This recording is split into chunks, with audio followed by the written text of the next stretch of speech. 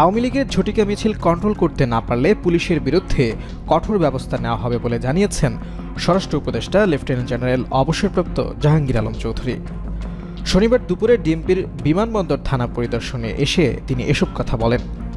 স্বরাষ্ট্র উপদেষ্টা বলেন, আমরা চেষ্টা করছি যাতে আইনশৃঙ্খলা পরিস্থিতি আস্তে আস্তে আর উন্নত করা যায়।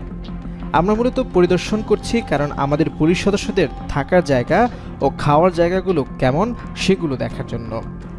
তাদের কাছ থেকে কাজ আদায় করতে হলে তাদের থাকা এবং খাওয়ার জায়গার দিকে আমাদের খেয়াল রাখতে হবে।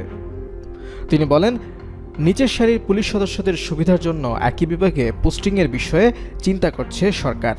পাশাপাশি আইনশৃঙ্খলা পরিস্থিতি যাতে আরও উন্নত হয় সেক্ষেত্রে কাজ করা হচ্ছে বলেও জানান তিনি।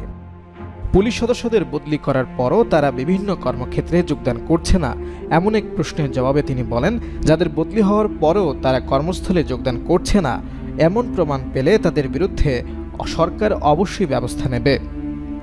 সাংবাদিকদের উদ্দেশ্যে তিনি বলেন, আপনারা একটা তালিকা দিন, আমরা তাদের বিরুদ্ধে অবশ্যই ব্যবস্থা নেব। আপনারা জানেন ঢাকার প্রায় সবই নতুন। গতকাল আওয়ামী লীগের মিছিল হয়েছে। একটা অভিযোগ আসছে আওয়ামী লীগ বা তাদের দোসর যারা বিভিন্ন সময়ে মিছিল করছে এই বিষয়ে পুলিশ সদস্যদের ইনঅ্যাক্টিভিটি থাকার বিষয়টি সামনে এসেছে। এমন এক প্রশ্নের জবাবে স্বরাষ্ট্র উপদেষ্টা বলেন, পুলিশ ইতিমধ্যে দুজনকে আটক করেছে।